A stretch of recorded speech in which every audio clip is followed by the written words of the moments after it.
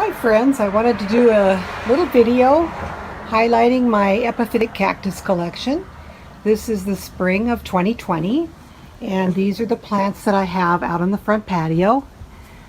Most of these are Rhipsalis. This is Rhipsalis mesembryanthemoides. It's a mouthful to say. It is an epiphytic cactus. Grows on the jungles of the tropical rainforest in Brazil. It gets little white flowers and has little berries eventually. Here are some more berries. Let's see. A few more berries. Very cute. It's got nice growth that kind of looks like an ice plant. So that is Rhipsalis mesembryanthemoides. And here we have an Epiphyllum species. This is Epiphyllum anguliger. And hopefully we'll have some flowers on this in the fall or late summer. It's a species of Epiphyllum. And I believe the flowers are white. This one has not bloomed for me yet. I've only had it like I would say a year and a half. I got the cuttings at Green Scene in 2019. And as you can see, it grows really nicely. This is one of the rickrack or fishbone cactus. There are several different varieties of epiphytic cactus that have this type of growth, and this is just one of them. Now this is a plant. Let me give you the full picture of it. This is Rhipsalis sulcata. And all these Rhipsalis originate in Brazil. So this also has, these are not really grown for their flowers because the flowers are pretty much unremarkable. But this gets little white berries as well after it flowers. It's got really pretty lush growth. So that is Rhipsalis sulcata. Now I have also recently ordered Rhipsalis Ewaldiana, which is very similar to this, but it produces little pinkish flowers and pink berries. So this has got the white berries, so hopefully I'll have the Ewaldiana, which is also very similar in growth to this, but it's got pink berries and kind of pinkish flowers. Here we have Hatiora, salicornioides. I've just repotted this. It's got, this is also called the dancing bones cactus. You can see the segments kind of look chunky, like they might be leg bones. So that's how it gets its common name. So I've just repotted this one. I've just repotted almost all of the collection, so that is what is inspiring me to make this video for you. And I have another copy of this plant in the backyard too. We'll see that one when we go out back. So let's move along inside now. Here is a plant I just recently potted from cuttings that I received from a lady who lives in my town here. This is Rhipsalis paradoxa. Some of these cuttings, I initially put this in water until I saw little roots starting to form, and then I stuck it in potting mix. So some are not rooted. Some of the cuttings are not rooted. Some are rooted. So hopefully this will take off and make a nice plant. In a year or a couple of years I'll have some new growth on this.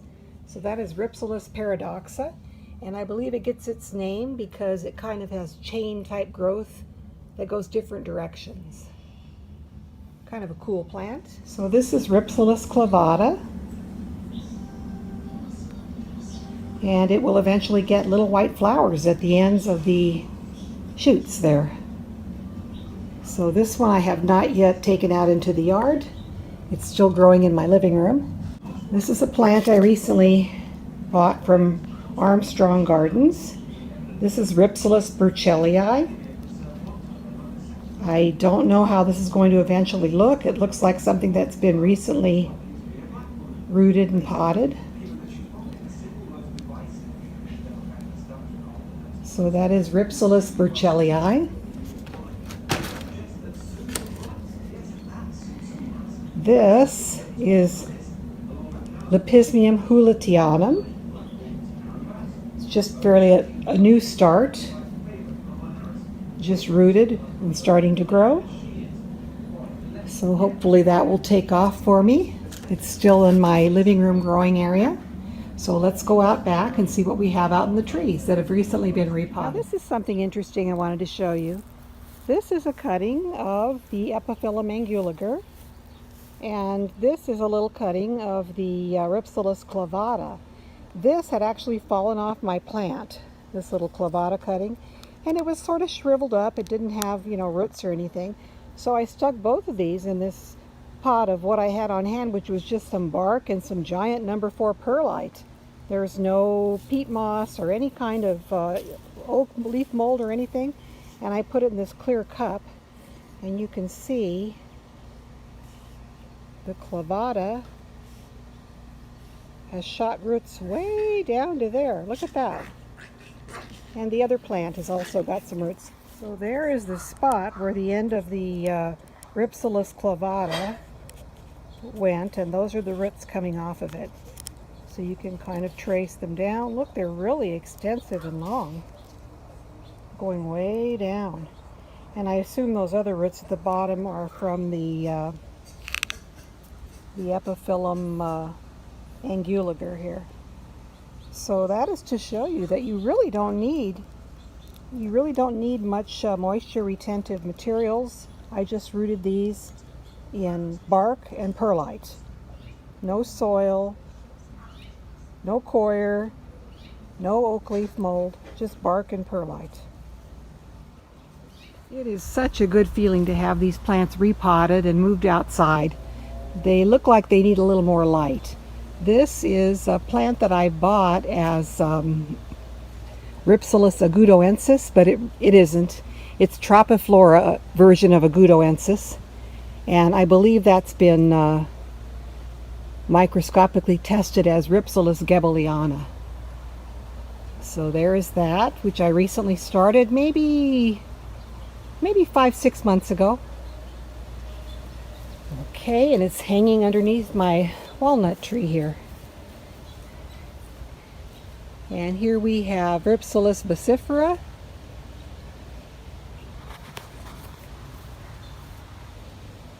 I didn't pot it in a new pot, I just hung it outdoors here.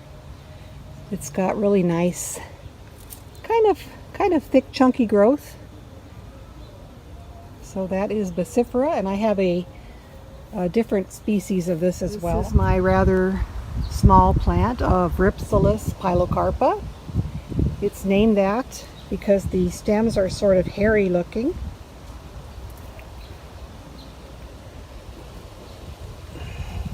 Pilo means hair, so it's kind of an unusual plant. It's just starting to take off. It's been indoors, and it's going to stay out here from now on. So that is Rhipsalis pilocarpa. Here's a bromeliad I've had for, oh gosh, probably 20 years. It started from one little piece and now it's a huge thing. I don't do anything with it. It's not even mounted on bark. I have just stuck it on this pot. And it did flower. It had one little flower this year. I'm sorry I didn't get a picture of that. So that's just sort of a hanger on here in the yard. I'm not really a bromeliad aficionado or collector, but this one's done pretty well for me for about 20 some years.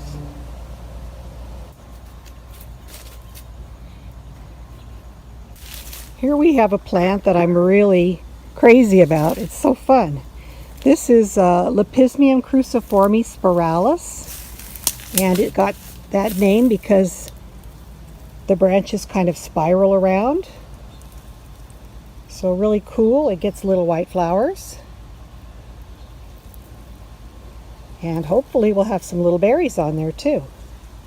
So that is Lepismium Cruciforme spiralis. It's growing like wildfire. Look at this branch here. Crazy. I've only had this plant for, I'd say, about 1.5 years. And it's doing great. It loves this spot here. It gets a little more sun. In the winter, I did not bring this in. I left it outdoors. It got a little light frost. It didn't bother it a bit. So that is, look at that spirally branch. So that is Lepismium Cruciforme spiralis. Here is the other Rhipsalis baccifera, and this is a species, almost all these cacti are from the Brazilian rainforest. This particular variety is from Madagascar. So it's believed that probably birds took seeds and they ended up in Madagascar growing there. So that's Baccifera mauritianus. It's evolved a little thicker stems than the Brazilian baccifera. Here we have a nice fine stemmed variety. This is Rhipsalis campos-portoana. I'm going to take it down so you can see it a little more easily. It's a very pretty plant. Look at that. Just the breeze blows and it's just gorgeous. And I've been growing this plant since I've lived here at this current address for about 3 years. I started it from just one tiny little cutting, and it really took off this year. So that is campos-portoana. It has not bloomed for me yet, so I don't know how that will be. This is Lepismium bolivianum. Growing nicely here under the tree.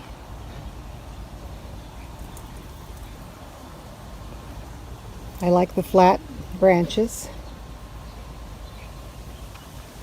It has not bloomed for me yet. It's still a rather young plant. So Lepismium bolivianum. And here we have Rhipsalis cereuscula, kind of a shrubby looking thing. Here's some of the new growth. And I had it indoors, so it was a little bit leggy. Putting out a shoot here. So we'll see how this progresses. That's kind of a shrubby plant. Rhipsalis cereuscula. Hope I'm saying that right. Here is Lepismium cruciforme, and this is not the spiralis type, just regular Lepismium. Lepismium are noted for the little hairy nodules here at the areoles. So that is the regular Lepismium cruciforme. I just repotted this. So we'll see how that does. Now this is a little success story of mine. This I started from one segment, this little segment here, about 1.5 years ago. That's Rhipsalis rhombea. And now it's developed, I don't know, 4 or 5 segments beyond just the original. I just repotted this up today. It was in a tiny, tiny little pot. So we'll see how that one does. It's about 1.5 years old, growing from one leaf segment.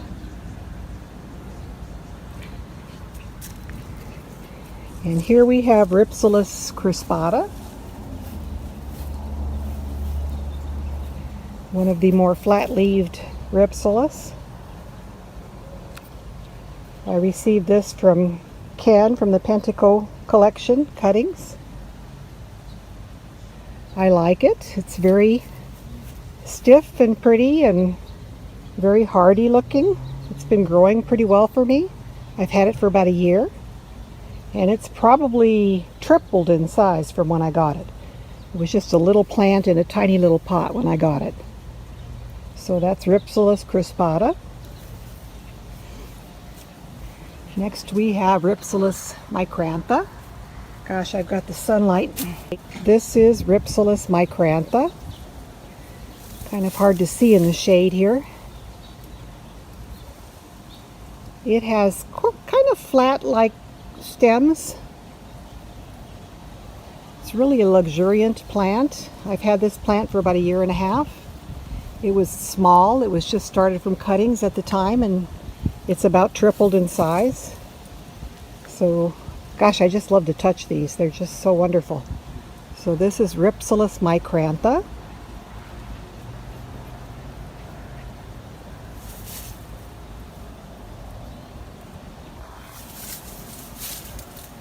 Really nice plant. And my very favorite of all the Rhipsalis that I have, I'd like to get back so you can see it. This is Rhipsalis occidentalis. And again, this started from just one cutting with a few segments in a small pot. And look how gorgeous this thing is.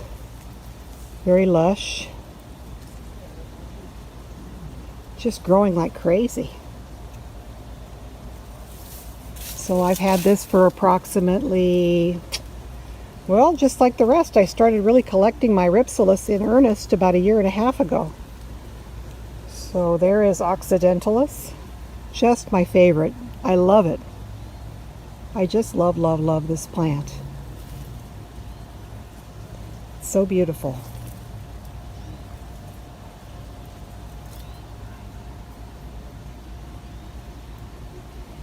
And that is about it for my Rhipsalis. Oh, I didn't show you the other Hatiora. Here is the other Hatiora salicornioides. Let's see.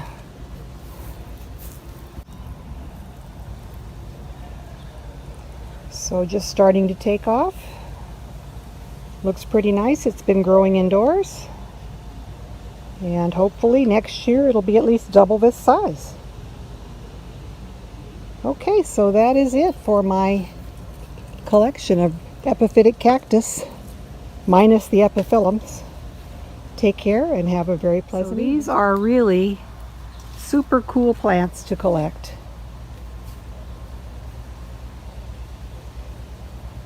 I really love them. I found from personal experience they don't like to be too wet. They like to be slightly moist, but not too wet. I put mostly bark in my mix. Mostly bark, a little oak leaf mold, a little perlite, and they seem to be doing okay. So knock on wood. There's that beautiful micrantha again. And there is the occidentalis. Alrighty.